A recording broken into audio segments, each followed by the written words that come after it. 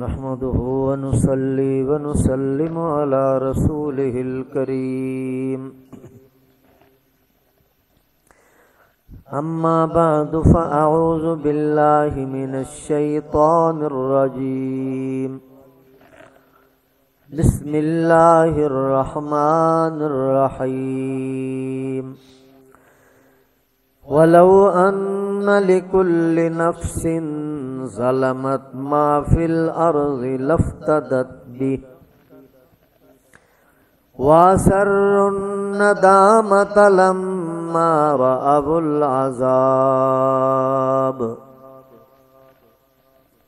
وقضي بينهم بالقسط وهم لا يظلمون۔ ہر وہ انسان جس نے شرک کفر کر کے اپنی جان پر ظلم کیا، اگر وہ روئے زمین کے تمام خزانے فدیہ دے کر جان چھڑانا چاہے تو پھر بھی قیامت والے دن جان چھوٹنے والی نہیں ہے۔ وَأَسَرُّ النَّدَامَةَ، لوگ اندر اندر بہت پریشان ہوں گے، بہت شرمندہ ہوں گے جب عذاب کو دیکھیں گے، اور ان کے درمیان انصاف کے ساتھ فیصلہ کر دیا جائے گا اور ظلم ان پر ذرہ بھر نہیں کیا جائے گا۔ الا ان للہ ما فی السماوات والارض، سن لو یہ بات، جو کچھ بھی آسمانوں میں ہے اور زمین میں ہے سب کا سب اللہ ہی کی ملکیت ہے۔ الا ان وعد اللہ حق ولکن اکثرهم لا یعلمون۔ سمجھ لو یہ بات، اللہ کا وعدہ یقیناً حق ہے مگر اکثر لوگ جانتے نہیں ہیں۔ هو یحیی و یمیت و الیہ ترجعون، وہی زندگی دیتا ہے، وہی موت دیتا ہے، اور اسی کی طرف تم سب نے پلٹ کر جانا ہے۔ یا ایھا الناس قد جاءتکم موعظۃ من ربکم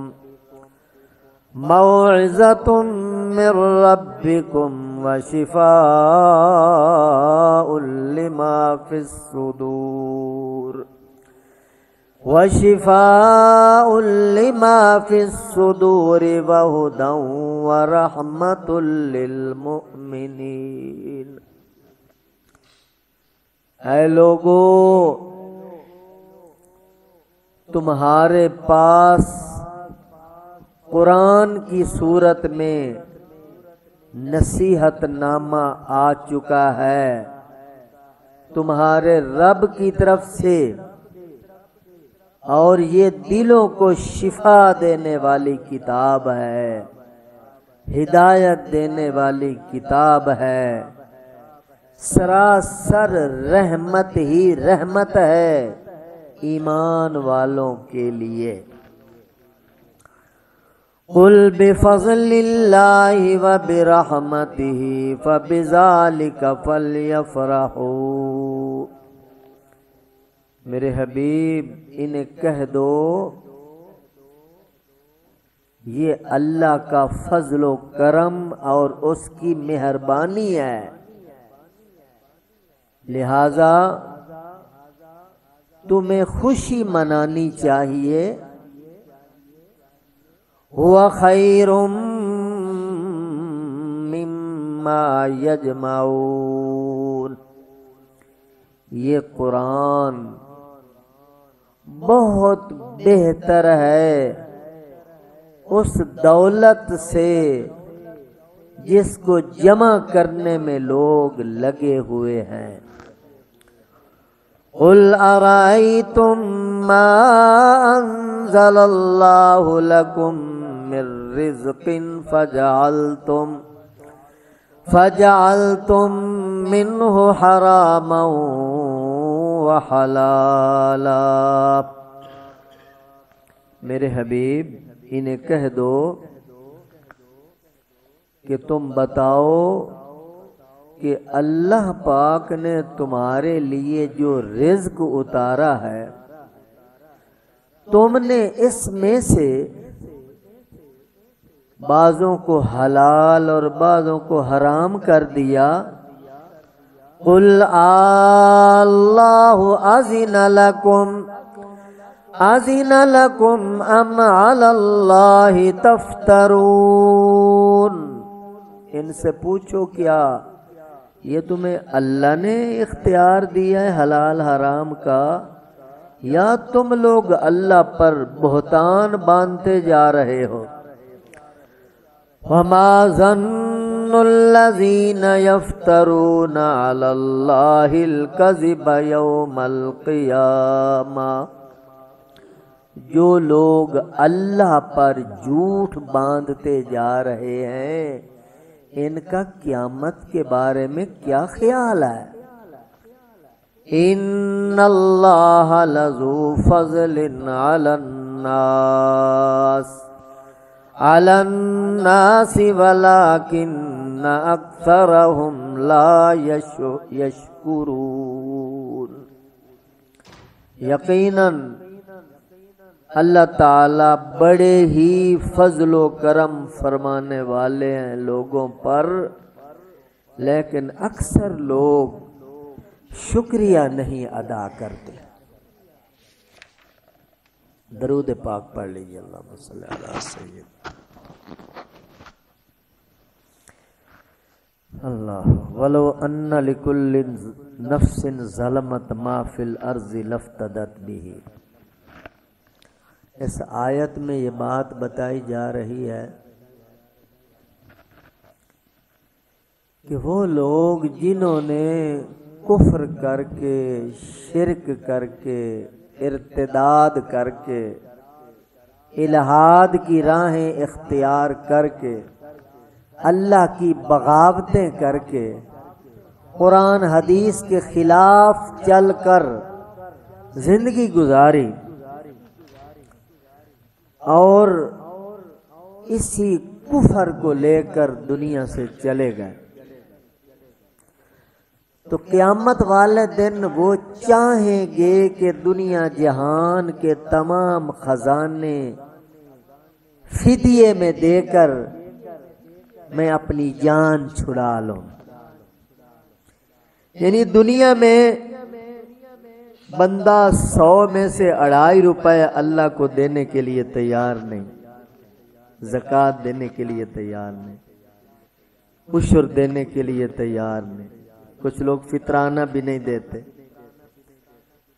یعنی تھوڑے پیسوں کے ذریعے جان چھوٹ سکتی ہے، مگر چونکہ ایمان نہیں، یقین نہیں، اس لیے بندہ زکوٰۃ سے بچنے کے لیے لوگوں نے اپنے آپ کو بینکوں میں شیعہ لکھوا دیا۔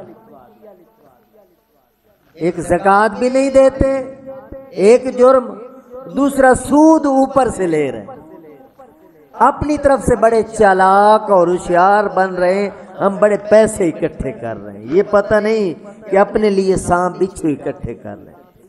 تو اللہ فرماتے ہیں یہاں تو تھوڑا دینے پر جان چھوٹ جائے گی، اور یہ بندہ وہاں چاہے گا ما فی الارض لافتدت بہ، روئے زمین کے سارے خزانے اور ساری دولت دے کر اپنی جان چھڑا لے، اس کے لیے بھی وہ تیار ہو جائے گا، چونکہ آنکھوں کے سامنے وہ عذاب نظر آ رہا۔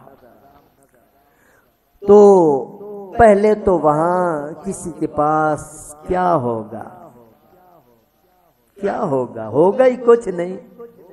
دنیا میں تھا، یہاں علماء نے سمجھایا کہ اللہ کے راستے میں دے کر جان بچا لو، مگر یہاں بندہ دولت سے پیار کرتا رہا، اور وہاں پھر بندے کے جذبات ہوں گے، وہ دینا چاہے گا، جس کو قرآن پاک بیان کر رہا ہے وہ دینا چاہے گا، مگر ہوگا ہی نہیں۔ دے گا کیسے؟ جان نہیں چھوٹے گی، آگے سامنے عذاب ہے، عقاب ہے، دوزخ ہے، جہنم ہے، انگارے ہیں، وعیدیں ہیں، مار دھاڑ ہے۔ تو اس منظر نامے کو دیکھ کر اثر الندامت، ندامت کے ساتھ سروں کو جھکائیں گے۔ لما رأوا العذاب، جب عذاب کو دیکھیں گے اس وقت پچھتانے کے سوا کیا باقی رہتا۔ ایک بندے نے امتحان دیا ہی نہ ہو تو نتیجے والے دن اس کی کیا کیفیت ہوگی؟ وہ کس چیز کا انتظار کرے گا؟ مجھے بھی کوئی رزلٹ ملے گا یا میری بھی کامیابی کی کوئی امید ہے؟ وہ سرے سے امتحان ہی اس نے نہیں دیا۔ تو جن لوگوں نے قرآن حدیث کو سینے سے لگایا ہی نہیں، وہ کس چیز کی توقع رکھیں گے؟ اثر الندامہ، اللہ نے منظر نامہ سامنے پیش کیا ہے، منظر کشی کی ہے کہ ان کی حالت کیا ہوگی۔ شرمندہ ہوں گے، سروں کو جھکائیں گے، پریشان ہوں گے، اندر اندر کوڑیں گے، سڑیں گے۔ لما رأوا العذاب، جب عذاب کو دیکھیں گے، وقضی بینہم بالقسط وہم لا یظلمون، اللہ فرماتے ہیں بالکل انصاف کے ساتھ فیصلہ کیا جائے گا، ان پر ظلم نہیں کیا جائے گا۔ اللہ مرنے سے پہلے یہ بات سمجھنے کی توفیق نصیب فرما دے۔ الا ان للہ ما فی السماوات والارض، اے حضرت انسان، جس کو تو کہتا ہے نا یہ میرا اور میرا، یہ بینک میرے، یہ دولت میری، یہ جاگیریں میری، یہ کوٹھیاں میری، یہ مربے میرے، یہ کاریں میری، یہ اقتدار میرا، یہ اختیار میرا، یہ اللہ فرماتے ہیں الا ان للہ ما فی السماوات والارض، قرآن کا اعلان ہے اللہ ہی کی ملکیت ہے تمام آسمانی چیزوں کی، تمام زمینی چیزوں کی۔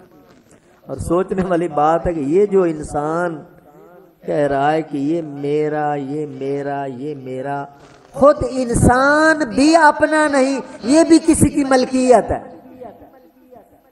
انسان کا وہ مالک ہے، انسان مملوک ہے، غلام ہے، انسان کی اپنی مرضی نہیں ہے۔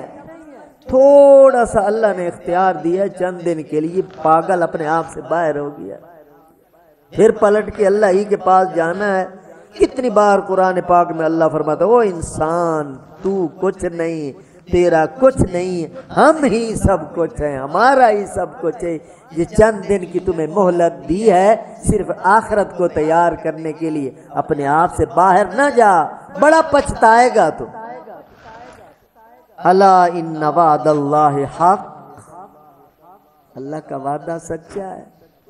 یہاں جس نے اس بات کو سمجھ لیا وہ بڑے فائدے میں رہے گا، نفع میں رہے گا، اور جو نہ سنے گا نہ سمجھے گا، اپنی ترنگ میں، اپنی آکڑ میں، اپنے تکبر میں، اس نے اپنے آپ کو کڑا لگایا ہوا ہے، اپنی دل کی دنیا میں وہ خوش ہے، اور وہ پاگل ایک چھوٹے سے گھونسلے میں بند ہے، اسے پتہ نہیں اللہ کا کتنا بڑا جہان اور کتنا بڑا نظام ہے، وہ اپنے آپ کو دھوکہ دے رہا ہے، کسی اور کو دھوکہ نہیں دے رہا۔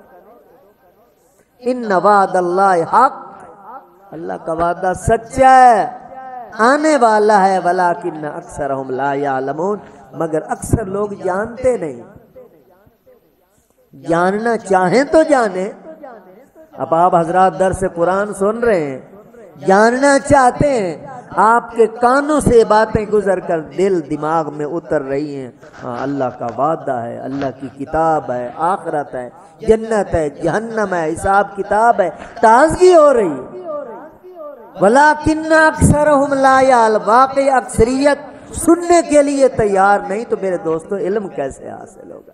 اس لیے جب قرآن حدیث کی بات ہو رہی ہو کوشش کیا کرو، ضروری کام بھی ہو تو ان کو چھوڑ کر یہ کام اس سے زیادہ ضروری ہے۔ اگر دل میں اہمیت آ جائے تو پھر ٹائم نکالنا آسان ہو جاتا ہے، بیٹھنا آسان ہو جاتا ہے۔ اگر اہمیت نہ ہو، چلو جی ادھر کام کرنا ہے، گپ شپ لگانی ہے، وہاں فضول ضرورت ہی نہیں ہوگی۔ مگر بات اہمیت کی ہے میرے دوستو، تو اللہ فرماتے ہیں اکثر لوگ جانتے نہیں کہ اللہ کا وعدہ حق ہے، ہوا یحیی و یمیت۔ اللہ فرماتے ہیں اے انسان تیری زندگی اور تیری موت کا میں مالک ہوں۔ جس زندگی کی وجہ سے اتنے بڑے نظام تو نے بکھیرے ہوئے ہیں، دنیا جہان میں اپنے ہاتھ پھیلائے ہوئے ہیں، کاروبار پھیلائے ہوئے ہیں، پتہ نہیں ہزار سال کے منصوبے چل رہے ہیں، اور موت کو بیچ میں سے نکال کر انسان نے رہنا کتنا ہے؟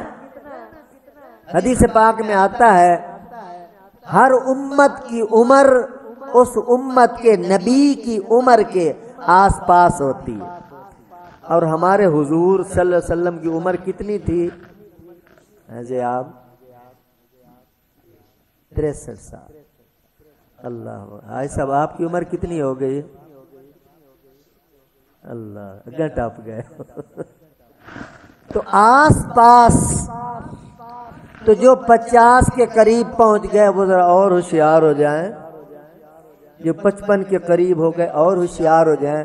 ویسے تو پتہ نہیں شام نصیب ہوگی یا نہیں، مگر احادیث کی روشنی میں طبی طور پر جو عمر ہے وہ نبوت کی عمر کے آس پاس ہے۔ 60 70 80 100 تک تو بڑی مشکل سے لوگ جاتے۔ 100 سال جس کی عمر ہو لوگ اس کو دیکھنے جاتے ہیں، یہ ابھی زندہ بیٹھا ہے، یعنی لوگ بھی یہ خیال کرتے ہیں کہ اتنا پہنچنا مشکل ہے، مگر شیطان نے ایسا دماغ خراب کیا ہوا ہے، عمر مرنے کی طرف جا رہی ہے مگر آخرت کی فکر نہیں ہے، چونکہ قرآن سنا نہیں، اہمیت نہیں، اللہ کی طرف توجہ کی نہیں، اس لیے بے فکری کے ساتھ بندہ عمر گزار جاتا۔ تو اللہ فرماتے ہیں تیری زندگی اور موت کا میں مالک ہوں، جب چاہوں تیری ڈوری کھینچ دوں، جب چاہوں تیری سانس کو بند کر دوں، اور میں نے ہی تمہیں زندگی دے رکھی ہے، اور جب موت آئے گی تو وَإِلَيْهِ تُرْجَعُونَ، تم نے پلٹ کے پھر میرے پاس ہی آنا۔ میری نافرمانیاں کرتا پھرتا کدھر جائے گا؟ یا معشر الجن والانس ان استطعتم ان تنفذوا من اقطار السماوات والارض فانفذوا لا تنفذون الا بسلطان۔ سورۃ رحمان میں اللہ نے چیلنج کیا ہے انسانوں اور جنوں، تم بھاگ کر آسمانوں میں چڑھ سکتے ہو تو ذرا چڑھ کے دکھاؤ، زمین میں چھپ سکتے ہو تو چھپ کے دکھاؤ، غاروں میں جا سکتے ہو تو جا کے دکھاؤ، پہاڑوں پہ چڑھ سکتے ہو تو چڑھ۔ کہاں جاؤ گے؟ لا تنفذون الا بسلطان، جہاں جاؤ گے اس سلطان کو وہاں پاؤ گے۔ کاش کہ انسان قرآن سنے اور اس کو حقیقت سمجھ آئے، اس کے پردے اٹھیں۔ یا ایھا الناس، اے لوگو، قد جاءتکم موعظۃ من ربکم، یہ نصیحت نامہ تمہارے پاس آیا، یہ قرآن اللہ کا نصیحت نامہ ہے، اللہ کی نصیحت ہے۔ جاءتکم، تمہارے پاس یہ نصیحت آئی ہے، من ربکم، تمہارے رب کی طرف سے، رب کا پیغام ہے۔ اس میں کیا ہے؟ شفاء لما فی الصدور، اللہ فرماتے ہیں کہ دلوں کی بیماریوں کا علاج ہے اس کے اندر۔ بندے کفر کے مریض ہوتے ہیں، شرک کے مریض ہوتے ہیں، اس کا علاج ہے۔ شکوک و شبہات کے مریض ہوتے ہیں، اس کا علاج ہے۔ باطل گھسا ہوا ہوتا دل دماغ کے اندر، شفاء لما فی الصدور، جتنا توجہ کے ساتھ قرآن سنتے چلے جائیں گے ساری بیماریاں نکلتی چلی جائیں گی، عقائد ٹھیک ہوتے چلے جائیں گے، اعمال ٹھیک ہوتے چلے جائیں گے، انسان کی لائن سیدھی ہوتی چلی جائے گی، کیونکہ قرآن انسان بالکل سیدھا کر دیتا ہے۔ شفاء لما فی الصدور، دلوں کی بھی شفا ہے، روحانی بیماریوں کی بھی شفا ہے، اور قرآن جسمانی بیماریوں کی بھی شفا ہے۔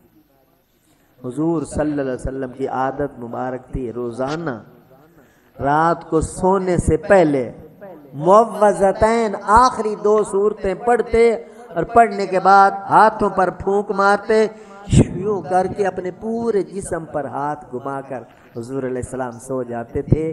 یہ ظاہری طور پر حضور کے جسم کو سکون آتا تھا اور بیماریاں دور ہو جاتی تھی۔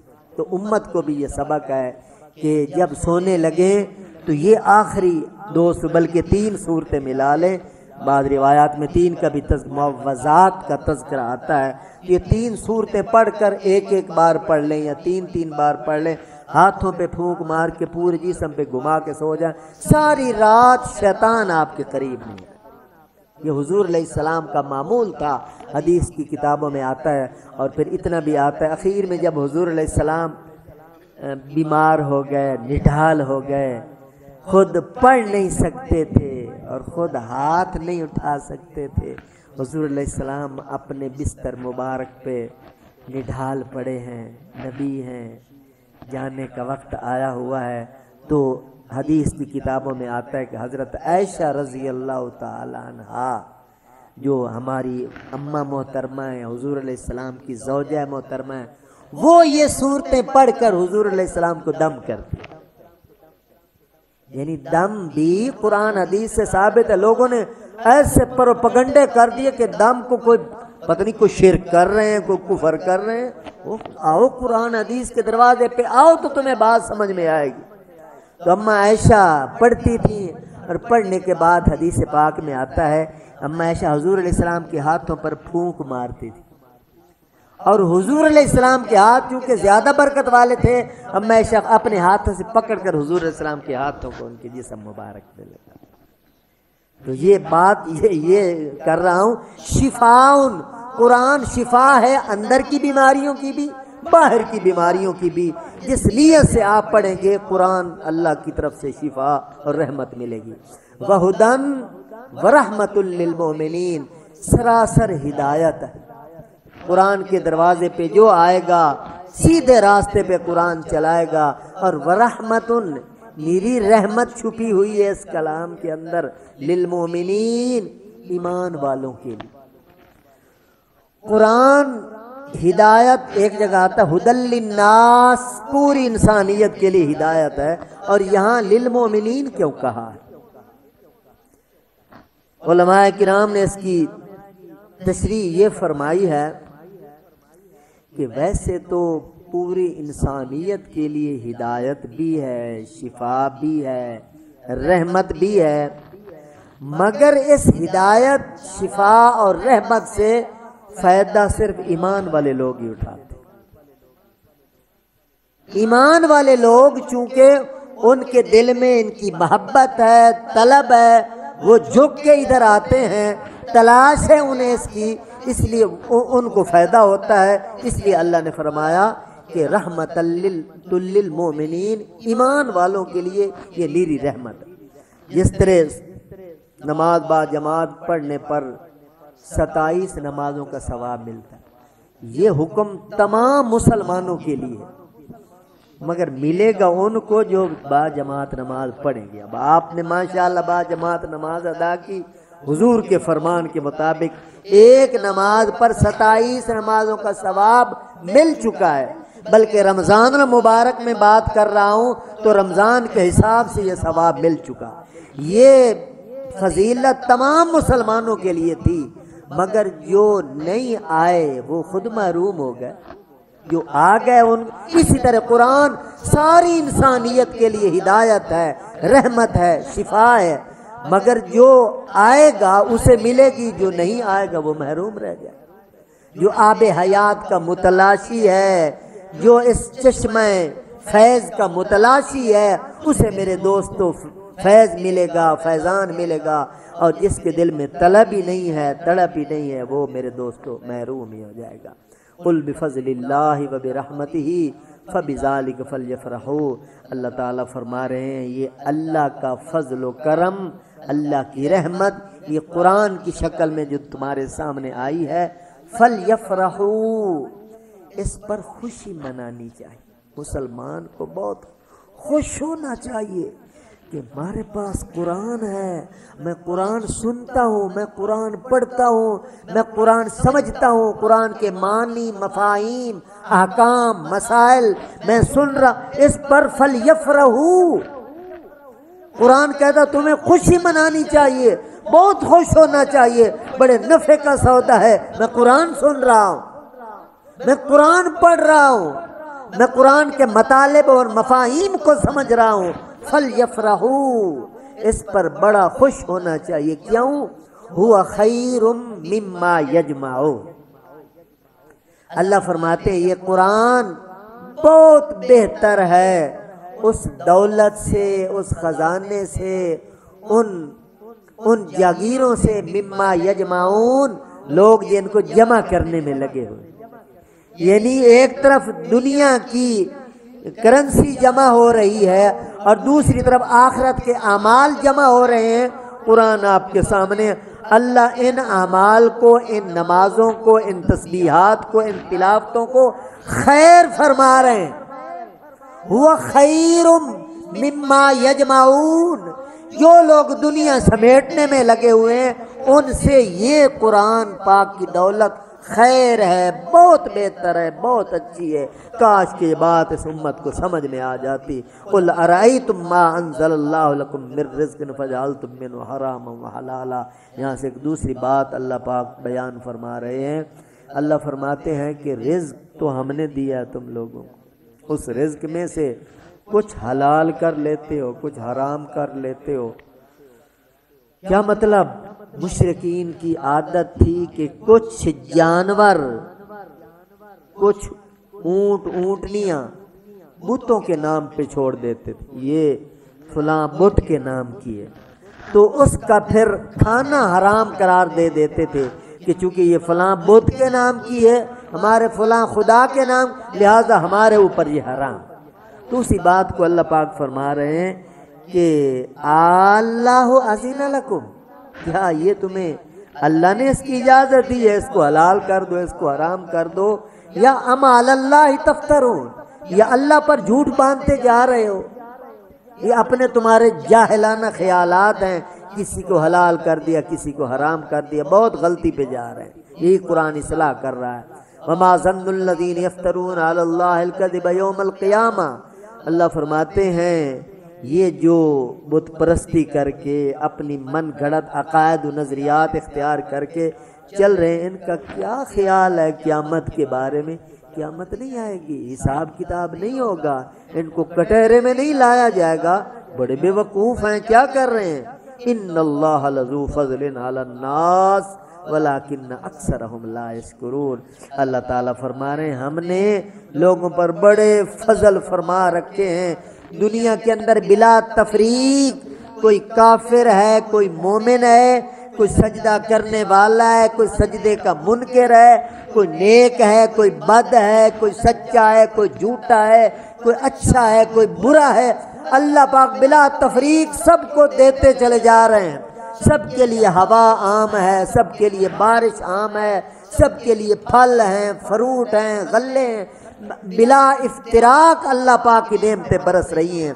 مگر جب آخرت آئے گی اس وقت ایک حکم آئے گا اوپر سے، وَامْتَازُوا الْيَوْمَ أَيُّهَا الْمُجْرِمُونَ، اے مجرمو تم الگ ہو جاؤ، میرے پاکیزہ مومن اور نیک سیرت، نیک صورت بندوں کے ساتھ تمہیں کھڑے ہونے کی اجازت نہیں۔ دنیا کے اندر سارے ملے جلے ہیں کیونکہ یہ ایک امتحان گاہ ہے، آگے اللہ چھانٹی کریں گے، جو اچھے ہیں وہ الگ کر لیے جائیں گے، جو برے ہیں وہ الگ کر لیے جائیں گے۔ اللہ پاک مجھے اور آپ سب کو اچھے لوگوں میں شامل ہونے کی توفیق نصیب فرمائے، خاتمہ بالایمان کی سعادت نصیب فرمائے۔ وما علینا الا البلاغ۔ الحمدللہ رب العالمین والعاقبۃ للمتقین والصلاۃ والسلام علی سید الانبیاء والمرسلین۔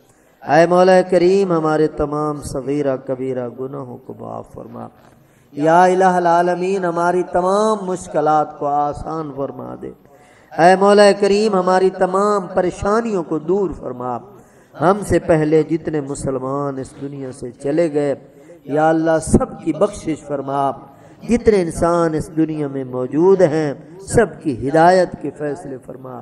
اے کریم اللہ جس طرح تیرے دربار میں تیرے پاک کلام کی محفل سجائے بیٹھے ہیں اسی طرح ہم سب کو جنت الفردوس کی محفل نصیب فرما۔